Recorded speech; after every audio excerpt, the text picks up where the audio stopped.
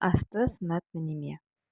Бірде ібіліс Алла тағаланың әділдігін сынамақ болып: уа Тәңірім, сен әділетті шеберсің, дүниеде бар заттың орнын белгіледің, артық кем етпедің, әділдігінде шек жоқ. Бірақ жерге қазық қағылғанда оның орнындағы топырақ қайда кетеді деп сұрайды.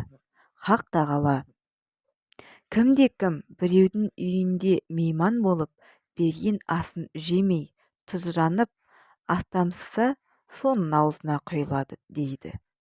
Ал мейман разы болса ше, онда қонаққа оң қабағын танытпаған үй иесінің аузына құйылады. Үйдің иесі де, қонақ та риза болса, онда не болады? Онда қазықтың орнындағы топырақ сенің аузыңа құйылады, депті Құдай. Ібіліс аузынан қағынып жүгіре жөнеліпті. Содан бастап адам алдына келген асты сынап мінемейтін болыпты. Келген қонағын қуана қарсы алады екен.